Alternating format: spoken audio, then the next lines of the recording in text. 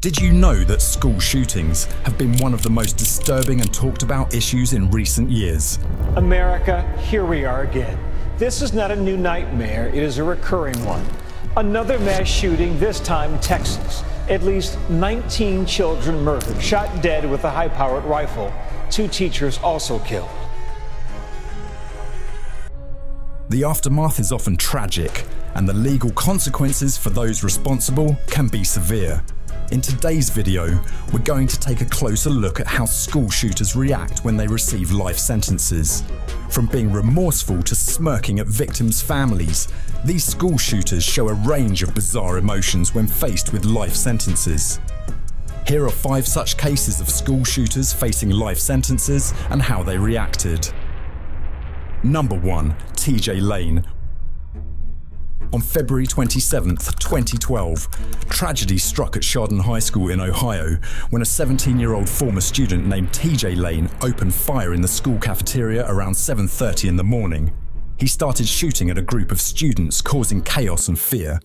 3 students died from their injuries and 2 others were wounded. Lane fled the scene but was quickly arrested near his parked car. Lane was charged with 3 counts of aggravated murder, 2 counts of attempted murder, and 1 count of felonious assault. There was a big decision ahead, whether he would be tried as a juvenile or an adult. Eventually, the court decided he would face trial as an adult. During the trial, Lane's disturbing behavior made headlines. He pleaded guilty to the charges against him, but what shocked everyone was his attitude during his sentencing hearing. Lane walked into the courtroom wearing a blue shirt which he later unbuttoned, revealing a white t-shirt with the word killer scrawled across it. He smiled and smirked throughout the hearing, and when it was time to speak, he insulted the families of his victims in a crude and disrespectful way. Saying to pull the trigger that killed your son, masturbates to memory of you. Lane was given 3 consecutive life sentences without the possibility of parole on March 19, 2013. He showed no remorse for his actions, leaving the courtroom with a chilling lack of emotion. After TJ Lane's sentencing, he was sent to serve his time in prison. For most of his day, he was confined to his cell, getting only 1 hour of recreation each day. This strict routine was part of his punishment for his crimes.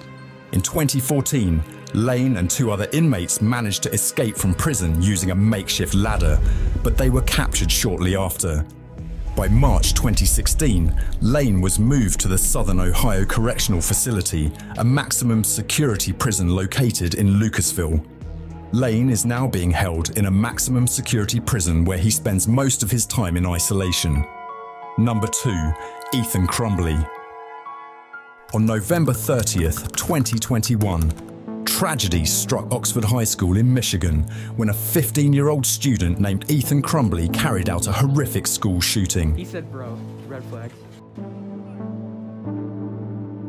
Armed with a 9mm semi-automatic handgun, which he had obtained just 4 days earlier, Ethan walked into his school with the intention of causing harm. He had written in his journal about planning to create Michigan's deadliest school shooting. Tragically, he succeeded, taking the lives of 4 students and injuring 7 others, including a teacher. Fast forward to April 24, 2023, Ethan Crumbley appeared in court in an orange jumpsuit. He pleaded guilty to all charges against him, showing little emotion throughout the hearing. He admitted to the court that he had deliberately targeted specific students, including one he described as a pretty girl with a future, to make her suffer like he had. Ethan confessed that he retrieved the gun from an unlocked container in his home on the day of the shooting. He then hid it in his backpack and pulled it out in a bathroom before unleashing violence on his schoolmates. He was caught red-handed and faced life in prison without the possibility of parole. During the sentencing hearing, Ethan acknowledged that he is a really bad person and expressed remorse for his actions. I am a really bad person. I have done terrible things that no one should ever do. I have lied, been not trustworthy. He told the court that he hoped his victims' families would feel some sense of justice with the punishment he was receiving. However, despite his words, many still question his sincerity, given the gravity of his actions. Ethan's parents, James and Jennifer Crumbley, also faced charges due to allegations of their role in their son's access to the gun. They claimed the weapon was securely stored, but Ethan's confession painted a different picture. In the end, Ethan received life in prison without the possibility of parole, a decision that some hope will help the victims' families begin to heal. It's a heavy outcome for someone so young, but his actions left a trail of irreversible loss and grief. Let's hope this sentence serves as a wake-up call to prevent such tragedies in the future. Number 3. Nikolas Cruz. On February 14th, 2018, a horrific tragedy struck Marjorie Stoneman Douglas High School in Parkland, Florida. A former student, 19-year-old Nikolas Cruz, opened fire on students and staff, taking the lives of 17 people and injuring 17 others. It was a terrifying 6 minutes as Cruz roamed the hallways targeting his victims. When the shooting was over, 12 people had died inside the school, 3 just outside, and 2 more in the hospital. Cruz managed to blend in with other students as he fled the scene, and he was arrested an hour and 20 minutes later. The aftermath of the shooting sparked a wave of change. Students at Parkland founded Never Again MSD, a group that pushed for stricter gun control. Governor Rick Scott signed new laws in response, including restrictions on gun sales and training for armed teachers. But there was controversy surrounding the police response. The Broward County Sheriff's Office faced criticism for not acting quickly enough and failing to respond to earlier warnings about Cruz's disturbing behavior. We don't know, but we're entering the building, front of the 13 building, building 13. This led to the resignations of several officers and the removal of Sheriff Scott Israel. In court, Cruz was shackled and wore a red jumpsuit, listening intently as Judge Elizabeth Scherer handed him a life sentence, without the possibility of parole. The courtroom was tense as the families of Cruz's 17 victims gave emotional statements, expressing their anger and sorrow. It could be a week from now, it could be a month from now, it could be 40 years from now. You're gonna die. Where you will spend the rest of your miserable life having to look over your shoulder, worried about every single minute of your day, of your life. The jury had voted 9-3 on October 13th to give Cruz the death penalty.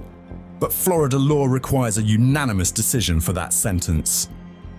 Instead, Cruz faced a life sentence. He acknowledged he was on medication but could understand what was happening. The sentencing followed 2 days of survivors and victims' families confronting Cruz face to face. They spoke directly to him, expressing their pain and the lifelong scars left by his actions. Cruz's lack of emotion during these statements was chilling, given the magnitude of his crimes. Location is Stoneman Douglas in Parkland, Florida. In May 2018, prosecutors released videos of Cruz where he detailed his plan for the attack. In this cell phone video, Cruz details how he will carry out the shooting and even how many people he was planning to kill. I'll go take an Uber in the afternoon before 2:40. From there, I'll go onto school campus, walk up the stairs, unload my bags, and get my AR and shoot people. He pleaded guilty to all charges on October 20th, 2021 and apologized for his crimes. I'm very sorry for what I did, and I have to live with it every day. And that if I were to get a second chance, I would do everything in my power to try to help others. The prosecution pushed for the death penalty, but after a lengthy and delayed trial, the jury deadlocked on whether it should be imposed. As a result, Cruz was sentenced to life in prison without parole on November 2nd, 2022. President Trump offered his condolences to the victims' families, emphasizing the need for school safety and mental health support. I want to speak now directly to America's children, especially those who feel lost, alone, confused, committed to working with state and local leaders to help secure our schools and tackle the difficult issue of mental health. Number 4. Caleb Sharpe. On September 13th, 2017, Freeman High School experienced a day of terror and heartbreak. Caleb Sharpe, a 15-year-old sophomore, brought an AR-15 rifle and a Colt 1903 pistol to school. He opened fire, killing one student Sam Strahan, who bravely tried to stop him and injuring 3 others. The school was plunged into chaos as students and teachers scrambled for safety. Students described the sheer panic as they tried to flee the scene. One student remembered the surreal feeling of running for their life, unsure if they would make it out alive. Amid the fear and confusion, Caleb Sharpe continued his attack, showing no emotion as he shot at his classmates. Sharpe was quickly arrested and brought to court to face justice.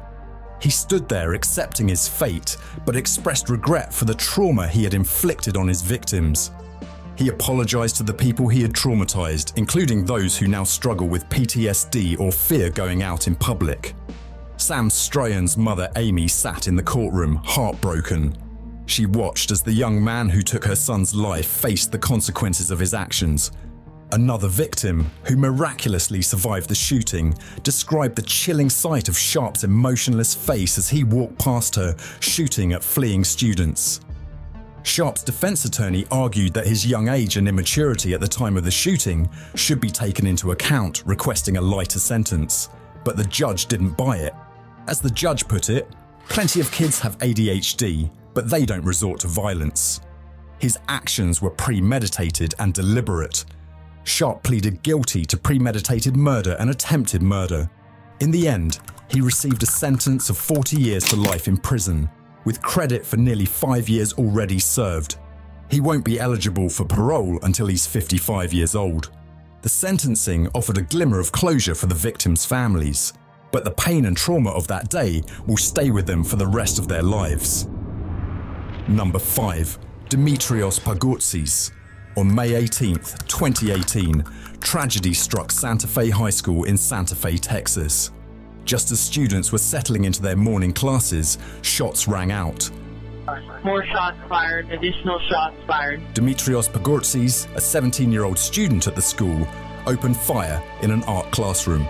He's actively shooting. He's in the art room. We got shots fired right now, guys. It was a morning no one would forget. 8 students and 2 teachers lost their lives, and 13 others were wounded. The attack started when Pagourtzis walked into the art complex and began shooting. The rooms were all connected, which allowed him to move around with ease. The chaos that ensued was terrifying. A staff member pulled the fire alarm, helping to evacuate much of the school and potentially saving many lives. In the midst of the shooting, one victim recounted how Pagourtzis sang, "Another one bites the dust" as he aimed his gun. Students tried to hide and barricade themselves, but Pagourtzis was relentless, shooting through doors and targeting the people he wanted to hurt. He even said surprised to a student he knew before shooting him. He opened the door to shoot Kyle. He was like surprised, and then he shot him in the chest area. Thankfully, school officers and police were quick to respond. They engaged with the shooter, who eventually surrendered after being injured. It's hard to imagine the horror and fear everyone must have felt during those 25 minutes of violence. I shouldn't have to feel like that, and I feel scared to even go back. And he looked at me weird, and then he turned down the hallway that takes him to the art hallway. I thought it was just like fire. Next 4 shots, I was like, oh, it's not an explosion, that's, gunshots. In court, Pagourtzis was charged with capital murder of multiple people and aggravated assault against a police officer. Because he was only 17 at the time of the shooting, he couldn't face the death penalty or life without parole. If convicted, he could be sentenced to life in prison with the possibility of parole after 40 years. Pagourtzis' demeanor in court was unsettling. He remained calm, showing no sign of remorse for what he had done. His family released a statement expressing their condolences to the victims and gratitude to first responders. After the shooting, the Santa Fe community came together to honor the victims. Students held a candlelight vigil on the evening of the attack, and 10 white crosses were placed outside the school as a memorial. President Trump ordered all US flags to be flown at half-staff for several days. Everyone must work together at every level of government to keep our children safe. May God heal the injured, and may God comfort the wounded, and may God be with the victims and with the victims' families. While the healing process had begun, the scars from that day remain. Santa Fe High School faced a tragic loss that May morning. and the community continues to navigate the difficult road to recovery. As we wrap up this journey through some truly devastating events, we're left with a lot to think about. The stories of the people affected by these tragedies remind us of the strength and resilience that can emerge in the darkest of times. But they also serve as a somber reminder of the work that still needs to be done to keep our schools and communities safe. By learning from the past and working towards a better future, we can honour the memories of those we've lost. What are we doing? Nowhere else does that happen except here in the United States of America, and it is a choice. It is our choice to let it continue. What are we doing? Thank you for watching and listening. Let's take these lessons with us and strive to make our world a safer place for everyone. Stay safe, and we'll see you in the next one.